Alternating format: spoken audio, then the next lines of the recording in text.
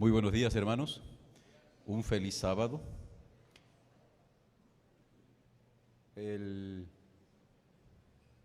plan original mío, pero no se me dio, era haber repartido un papelito a todos los que estuviesen presentes. Pero no lo pude hacer por un pequeño detalle. Se me olvidaron los papelitos. Y entonces cuando venía en el camino, dije, bueno, ese papelito tendrá que esperar para otra ocasión porque ya no se puede. Y la pregunta iba a ser muy pertinente para ustedes. Durante estos sábados, la Iglesia Universitaria ha tenido a bien utilizar estos espacios para hablar acerca de las profecías. Y pienso que ello obedece a que la Iglesia Adventista, nuestra iglesia, como personalmente me gusta expresarla, nuestra Santa Iglesia Adventista, es un pueblo que derivó de la profecía. Y por lo tanto a nosotros nos gusta hablar de profecía. Pero en esta mañana no voy a hablar de una profecía en concreto. No voy a hablar de las 2300 tardes y mañanas. No voy a hablar de 1844. Pero sí quiero llamarles la atención a algo que en lo personal vengo experimentando y me viene preocupando. Y tiene que ver con lo que usted está leyendo allí. Ese título es medio raro. Si estoy hablando en lenguas, Rob Eku on Zero Neheu. ¿Qué significa esto? ¿Alguien ya lo interpretó? Eso. Oiga, pastor, usted tiene ya el don de la traducción simultánea. Precisamente esa palabrita o esa frase lo que significa es ¿por qué? Y esa es una pregunta positiva y propositiva. ¿Por qué no creo en Elena de White? Yo no digo eso, o sea, yo sí creo. Pero precisamente la pregunta que les iba a formular era, ¿cree usted en Elena de White? Yo quisiera hacer esa investigación aquí. Y la razón ya ustedes la verán. Bueno, ahora sí, pueden quitarme esa diapositiva y vamos a comenzar. El título, en realidad, del tema es ¿qué haremos con el profeta de Dios? Ese es el título, en realidad, que vamos a exponer en la mañana de hoy. Vamos a hacer una comparación, un contraste entre Elena de White y Jeremías. Este sermón tuvo su inicio en una clase con el grupo de teología, no me acuerdo qué semestre es, y quise compartirlo con ustedes. La razón, dentro de nuestras filas hay resistencia para aceptar el ministerio profético de Elena de White. Dentro de nuestra academia existen algunas tendencias a ofrecer resistencia a la inspiración de su ministerio. Con base en esto, entonces, considerábamos que era necesaria la presentación de este tema. Veamos.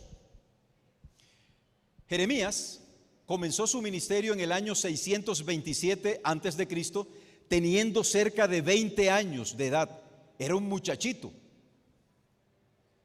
A esa edad Jeremías comenzó su ministerio, 20 años, en el año 627 a.C. Su ministerio duró más o menos, o un poco más de 50 años. Esto significa que fue un profeta de largo aliento. En su largo ministerio tuvo la oportunidad de hablarle a varios de los reyes de Judá. Fue testigo de muchas de las debacles espirituales de su época. Y Dios lo llamó con un mensaje que no era agradable. Él no quiso ser profeta. Y aquí me detengo un poquito. Hace un tiempo tuve más o menos una introducción a este tema cuando se dio la semana del don profético aquí.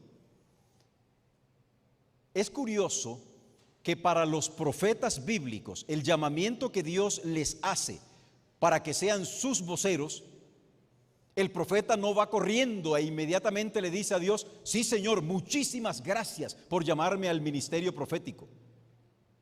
Ellos tenían muy claro que ser profeta en esa época era un verdadero peligro, porque tenían que habérselas con 4 líneas. En primer lugar, su relación con el pueblo, su relación con el rey de turno, su relación con el sacerdote de turno y su relación con otros profetas. Nosotros hoy, separados tanto en tiempo como en distancia, por miles de años de esas manifestaciones proféticas, miramos el texto bíblico y lo miramos con cierto grado de romanticismo. Qué interesante debió haber sido ser profeta de Dios en aquellos tiempos. Qué agradable, qué alto privilegio, qué gran honor. Afortunadamente, dentro de nuestra iglesia actual no existe ese prurito que existe en otras denominaciones, en donde se parece que hay una rivalización para ver quién es el que recibe el don profético. Y se ponen aquí al frente para profetizar. En tiempos bíblicos esto no era así. Jeremías no quiso ser profeta. Ya se darán cuenta las razones que había detrás de esto. Jeremías tuvo un alto grado de formación académica. Detalle a considerar: a veces nosotros creemos que los profetas de Dios eran personas muy del común, eran comunes y silvestres. No es así. Y les voy a decir algo para que lo complementen ustedes en sus casas. Entre más preparación académica e intelectual tenga un hombre o una mujer a quien Dios llame al ministerio profético, existen más posibilidades de que Dios a esa persona le otorgue un mayor ramillete y mayor amplitud de conocimiento. Si les sirve de ilustración, piensen en el apóstol Pablo versus el apóstol Pedro. La Biblia nos dice que Pedro era un hombre de Dios, pero su intelectualidad no significa que él era bruto, pero su academicidad era baja, si la comparo con el gran apóstol Pablo. Y estamos hablando de un hombre llamado Jeremías. La Biblia dice que él era de ascendencia sacerdotal. Él vivía en una ciudad proverbial, era una ciudad en la que vivían solo sacerdotes, la ciudad de Anatot. Él tenía un alto grado de formación académica de su época, porque él era sacerdote. Otro detalle: el ser sacerdote implicaba bastante conocimiento. A veces nosotros en horas de la tarde del sábado, y lo digo nosotros porque me incluyo en la jugada, no sabemos qué hacer en horas de la tarde.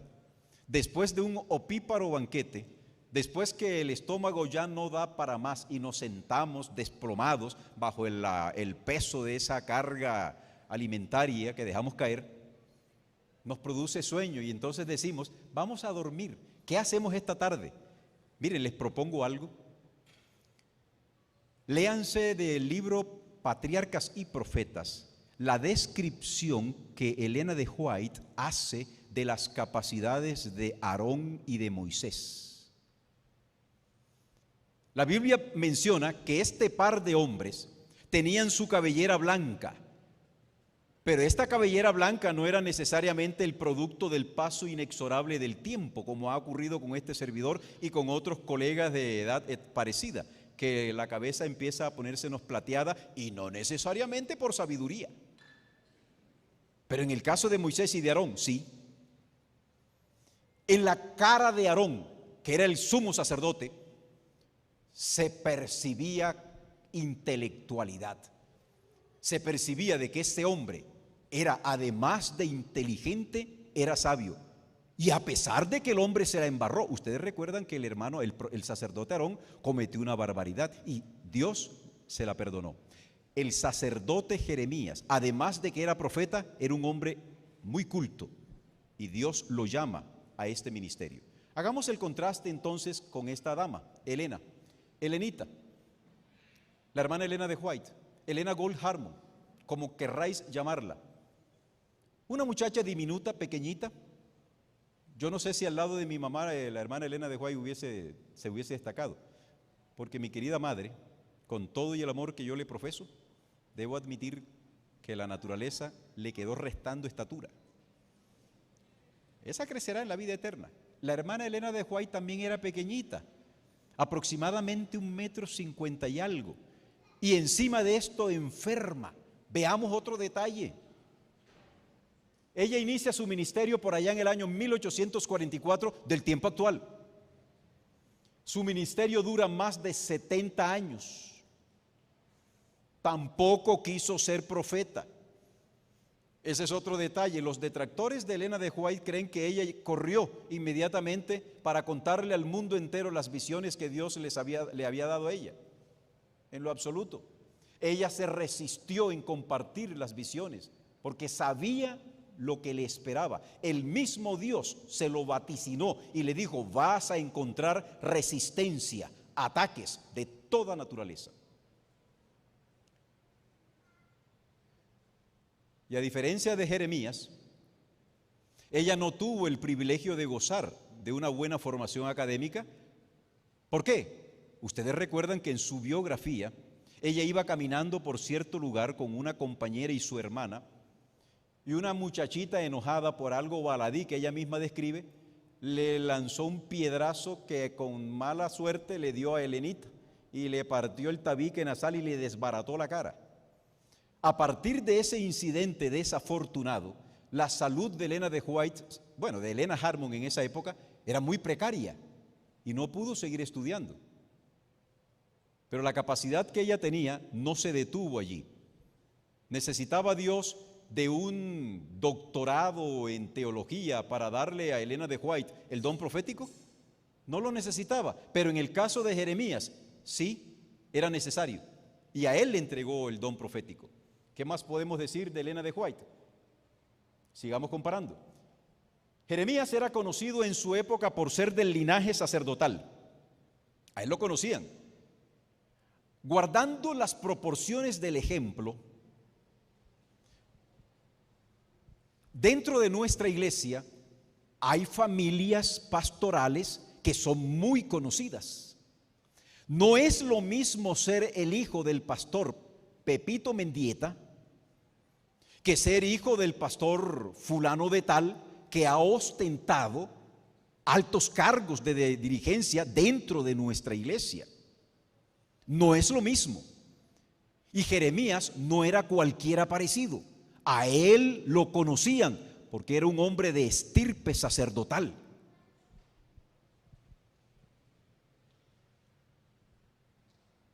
Era un joven vigoroso, 20 años. Si en los tiempos bíblicos un hombre era considerado joven más o menos hasta los 40 años, ahora un muchacho de 20 años de aquel tiempo era extremadamente vigoroso. Si hoy son vigorosos, y eso, más o menos, porque no se alimentan bien, pero son vigorosos. ¿Qué más podemos decir de Jeremías? No escribió ni una sola palabra, fíjense ustedes. Jeremías no escribió ni una sola letra. Todo lo escribió Baruc. Y sin embargo, nosotros hoy no le ponemos ningún problema al hecho de que Jeremías no haya escrito una sola letra.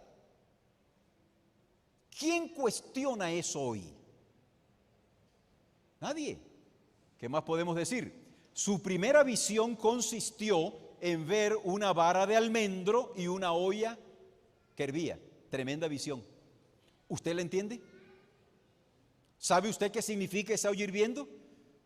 Más o menos Dios le da una descripción del significado de esa visión, pero esa fue la primera visión que tuvo el profeta Jeremías. Hagamos el contraste con White. Nadie la conocía, era una perfecta desconocida, una doña nadie. A duras penas la conocía el papá y la mamá. Nadie la conocía. A diferencia de Jeremías, que era un joven vigoroso, Elenita era enclenque. ¿Sabéis qué significa la palabra enclenque?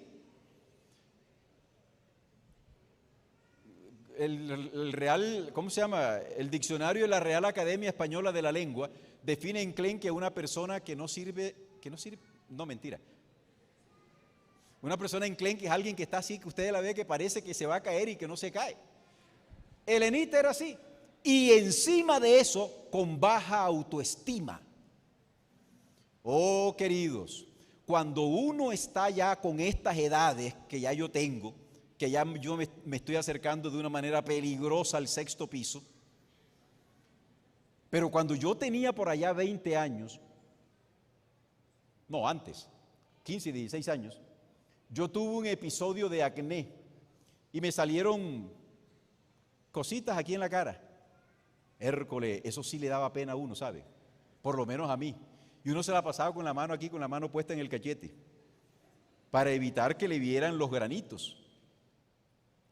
¿Te imaginas tú la situación emocional de Elenita, una muchachita que cuando se miraba en el espejo veía su cara deformada? Y no existía la posibilidad remota de una cirugía plástica, para nada. Y con ese lastre físico, Elena enfrentó el resto de su vida con dignidad. Y a esa muchachita enclenque, enjuta, Dios la llamó. Con esa baja autoestima, Dios la llamó. ¿Qué más podemos decir de ella?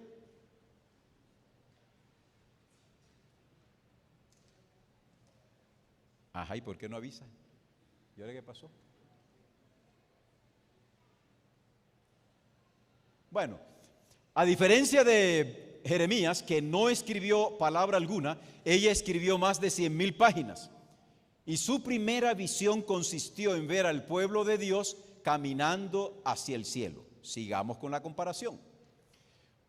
Jeremías fue llamado para ser profeta para Judá.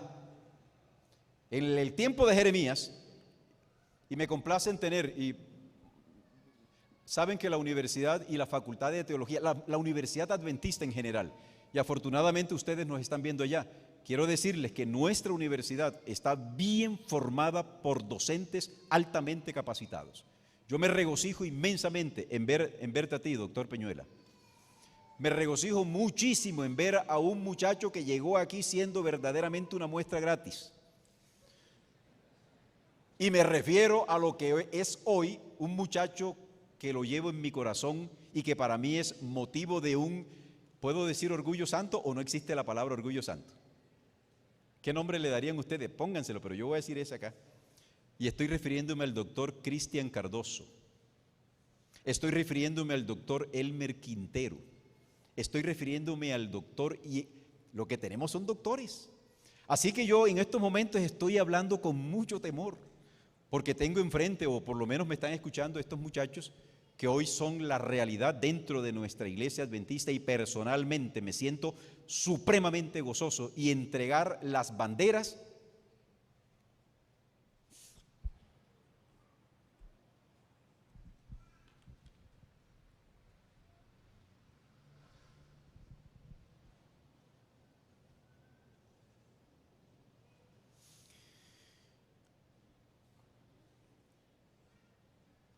a un grupo de pastores y de profesores que así se pone uno cuando viejo, que yo sé van a dejar en alto la iglesia adventista. Nuestra iglesia y la universidad, la facultad de teología de manera particular, no puede bajarle la caña.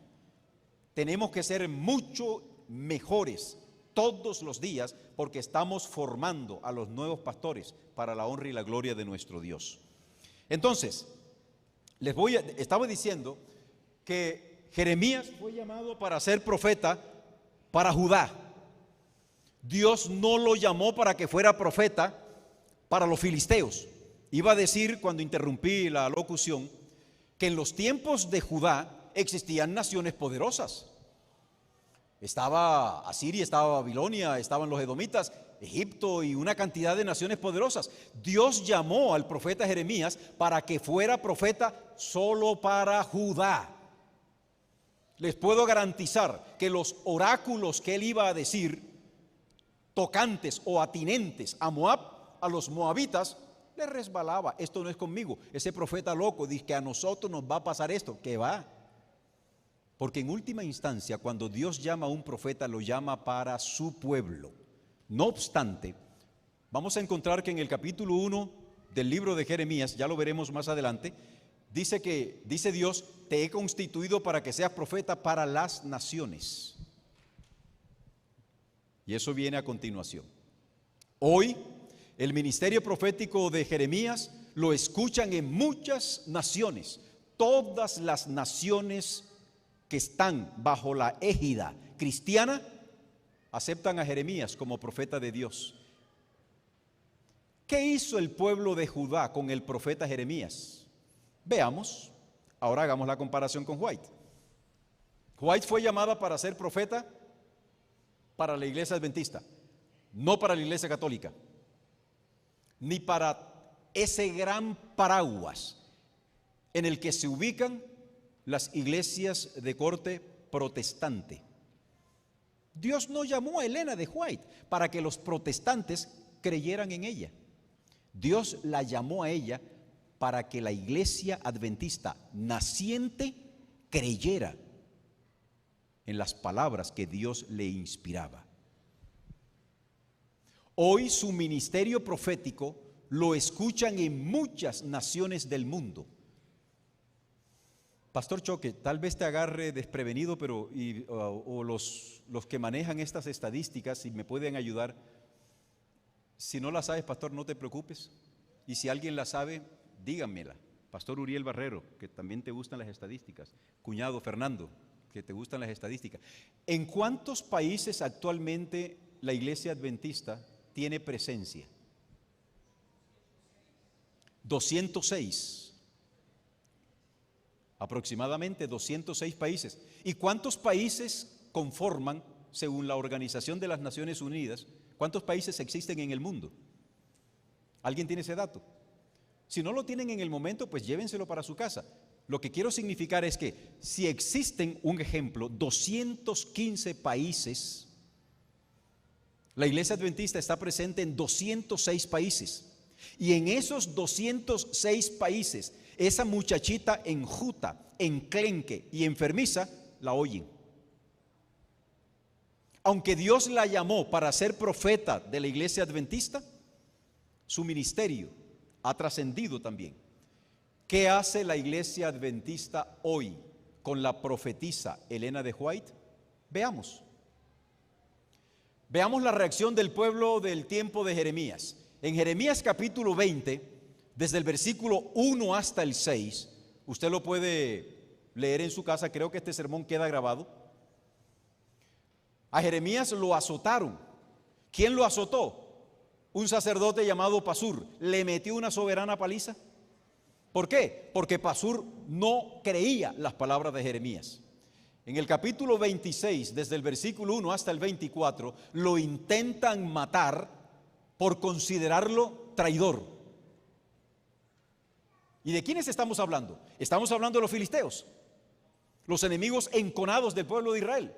Por ventura estoy yo hablando, la Biblia se está refiriendo a que esta declaración la está cumpliendo el pueblo egipcio. No, ¿quiénes quisieron matar al profeta Jeremías? El mismo pueblo a quien fue dirigido, mandado por Dios. Pero nosotros hoy tenemos el texto bíblico, leemos el libro del profeta Jeremías, nos damos golpes de pecho, desgarramos nuestras vestiduras cuando leemos sus oráculos, pero en los tiempos en los que él escribió, su vida corrió peligro. En el capítulo 28 del 1 al 17 lo confrontaron y le dijeron: tú eres un mentiroso, tú lo que eres es un traidor.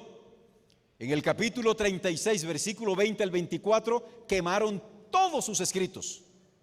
Y Dios tuvo que volverle a decir a él: escribe otra vez, porque un rey le quemó los rollos. En el capítulo 37, del 13 al 16, lo meten preso. Le vuelven a dar otra soberana paliza para que se acuerde.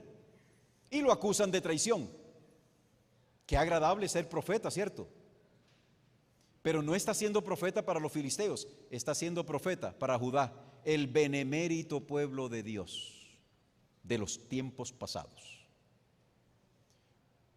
En Jeremías 38, 1 al 6, lo meten en una cisterna llena de lodo, y allí se hubiese quedado de no haber mediado la intervención de Ebed-Melech, quien se compadeció de él y lo sacó de allá. Reacción del cristianismo hoy frente a Jeremías. Ustedes lo están leyendo. Es considerado uno de los grandes profetas y de los profetas mayores. Sus palabras y profecías son aceptadas sin reparo por todos los cristianos. La primera pregunta que les iba a hacer en el papelito era: ¿cree usted en Elena de White, sí o no? E iba a recoger esos papelitos, ayudado por los muchachos de la facultad. Tráiganme los papelitos y vamos a ver el muestreo. ¿Quiénes sí, quiénes no? Con toda confianza, eso sí, sin poner nombre. Una vez hecha esa primera encuesta, pasaría el siguiente papelito y les preguntaría: ¿creen ustedes en el profeta Jeremías? Y escucharíamos también los comentarios que se darían, ¿sí o no? Hoy me anticipo a esto. Han pasado más de 2700 años desde que Jeremías escribiera su libro. ¿Hay alguno de ustedes que no creen en Jeremías? Capaz que sí. Pero viene la pregunta: ¿puedo dejar de creer en Jeremías como profeta inspirado de Dios? ¿Tú qué dices, Melqui? ¿Puede un cristiano hoy dejar de creer en Jeremías como profeta inspirado de Dios? La respuesta es sí. ¿Por qué? Porque si yo me pongo a investigar en el texto de Jeremías y tengo en mi mente dudas sobre su llamado profético o sobre su idoneidad profética, las voy a encontrar. Y a guisa de ejemplo les presento solo 3, algunas posibles causas de las que yo podría invocar para no creer en el ministerio profético de Jeremías. Primera causa posible: algunas de sus declaraciones son contradictorias. Abran la Biblia. Vámonos al capítulo 2 y el versículo 22 de Jeremías.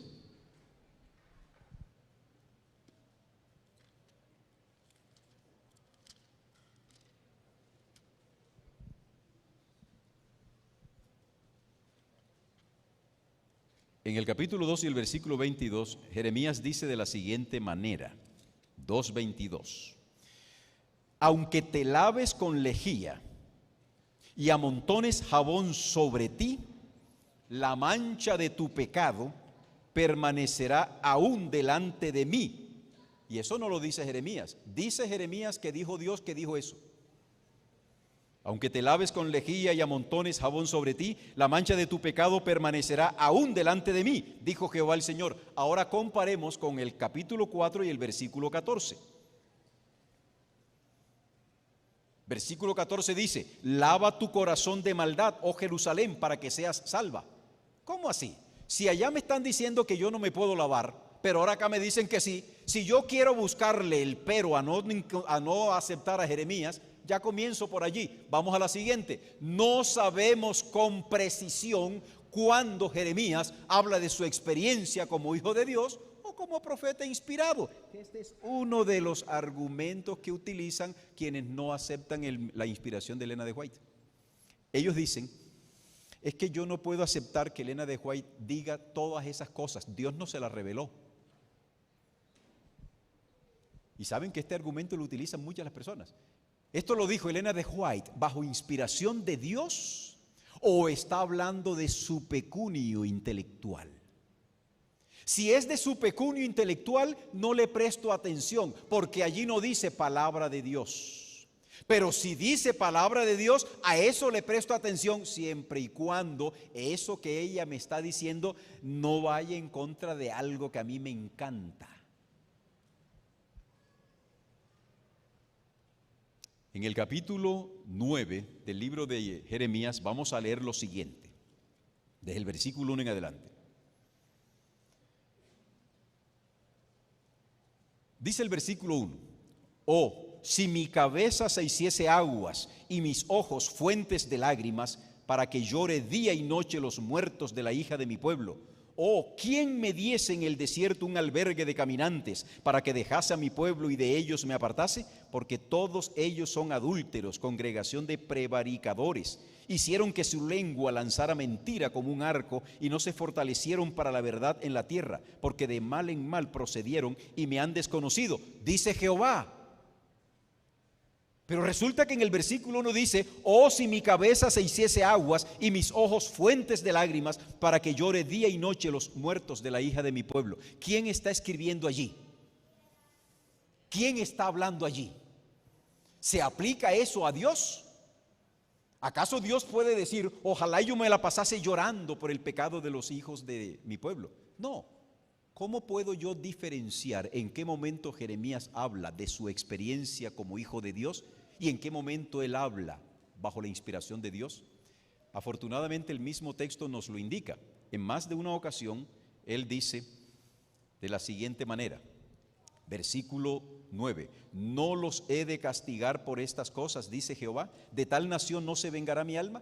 Si yo quisiera buscar, querido hermano, cualquier excusa para no creer en Jeremías, en Ezequiel o en Daniel, lo podemos hacer sin ningún problema. Ahora, siguiente, Jeremías se contradijo, y una contradicción fea. Vamos a buscar el capítulo 42 y el versículo 19.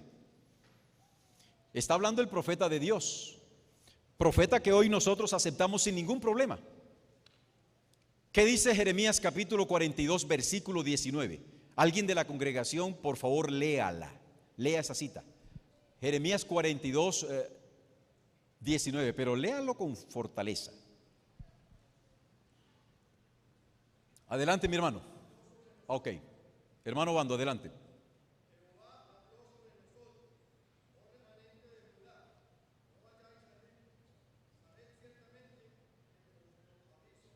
¿Qué dice Jeremías que le dice Dios? Que no vayan a Egipto. Eso lo está diciendo el profeta Jeremías, que a su vez está diciendo: me lo dijo Dios. Pero me encuentro con un detalle interesante, y es que en el capítulo 43, el verso 6 y el 7, aparece la contradicción. Por favor, mi hermano, con voz de profeta mayor.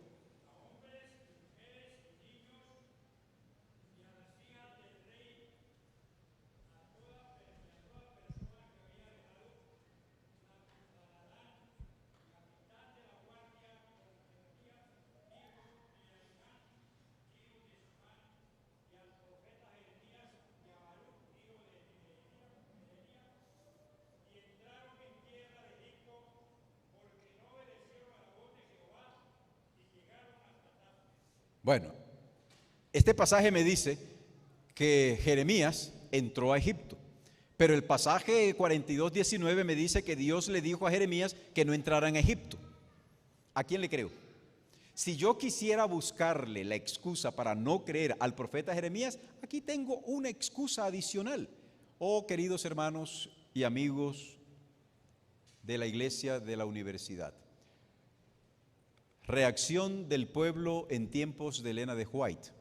En términos generales hubo una gran aceptación de su don profético, y hasta el tiempo de su muerte la puesta en práctica de las orientaciones dadas por Dios a través de ella contribuyeron definitivamente en el desarrollo sorprendente que tuvo la Iglesia Adventista del Séptimo Día en su inicio.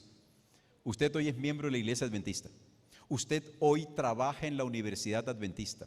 Ustedes se formaron en algunas universidades adventistas. Ustedes han ido a la IPS Adventista. Ustedes han leído las publicaciones que publica la Iglesia Adventista. Ustedes han conocido muchísimos lugares que tiene hoy la Iglesia Adventista. ¿Y usted cree que eso fue producto de la obra del profeta Jeremías? ¿De quién es el producto de esto que usted hoy está viendo en vivo y en directo? De la obra que a través de esta pequeña dama Dios hizo. Y hoy nosotros disfrutamos de esto que Dios le concedió. Veamos. Reacción del adventismo hoy frente a Elena de White. Se mantiene la tendencia a aceptar su ministerio profético como inspirado por Dios. Pero hay una tendencia, sobre todo en los jóvenes, a desconocer su inspiración. La aparición de las redes sociales masifica esta tendencia, y hoy hay grandes contradictores de su ministerio que son escuchados y seguidos.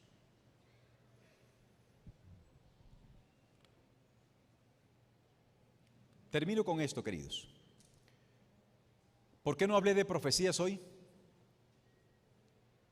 No quise hablar de profecía. Ustedes conocen profecía. Yo les voy a hacer una propuesta. ¿Qué es mejor?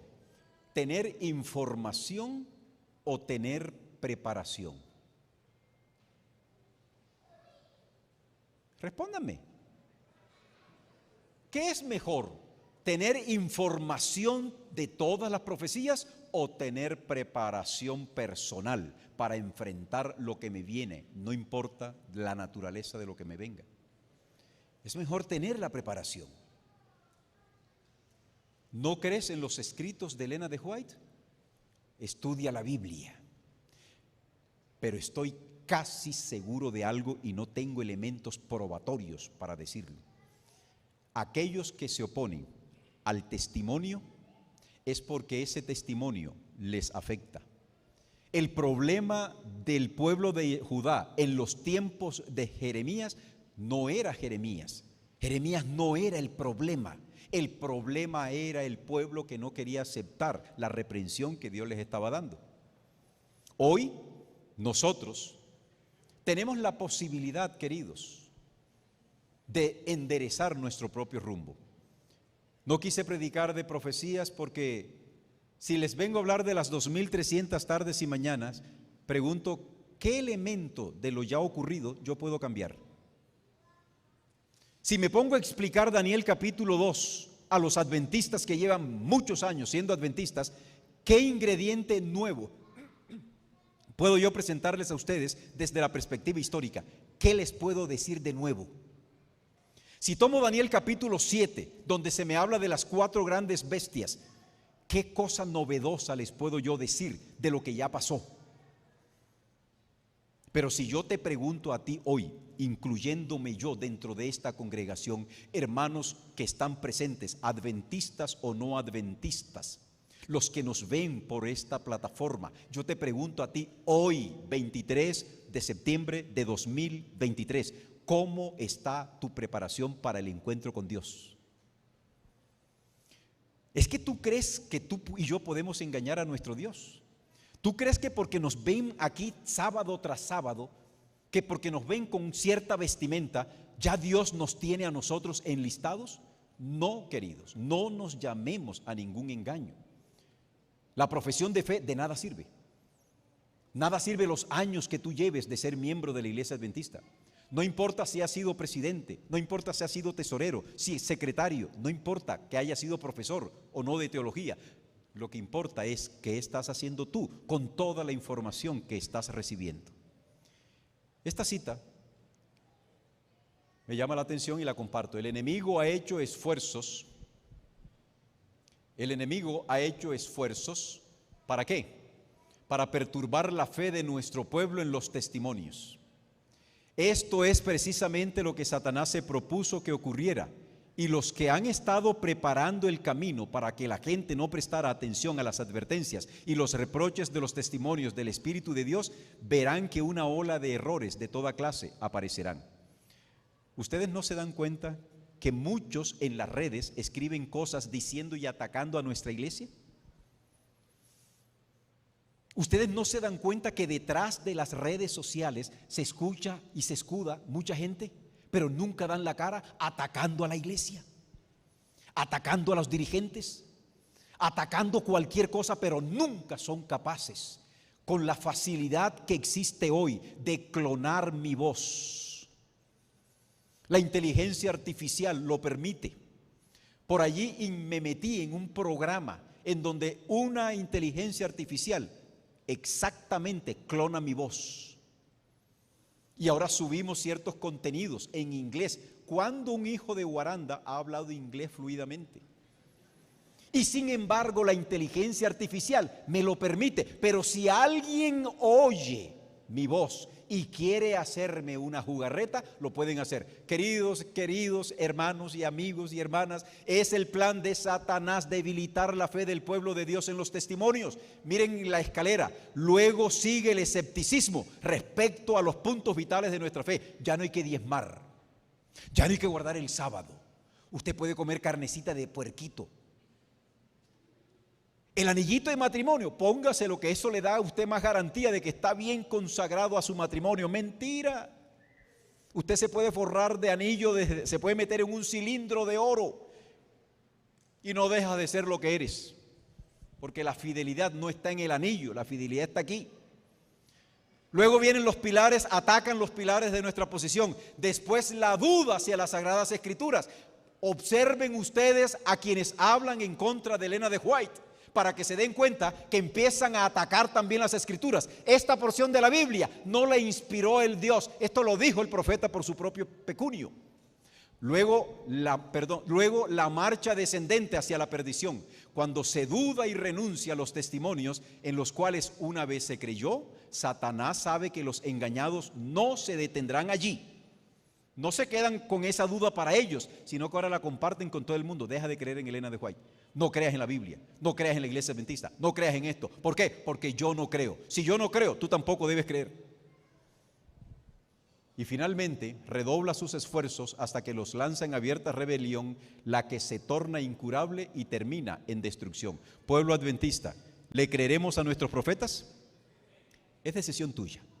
Personalmente, creo que Elena de White es profeta inspirada de Dios y que me ha hecho a mí muchísimo bien en aceptar sus enseñanzas, a pesar de que hay muchas cosas que yo no entiendo, así como tampoco hay muchas cosas que no entiendo del profeta Jeremías, del profeta Ezequiel y los grandes profetas, y sin embargo los acepto como profetas inspirados por nuestro Dios. Que la paz del Señor les bendiga y continuemos bajo la dirección del Espíritu Santo en lo que resta de la liturgia. Bendiciones.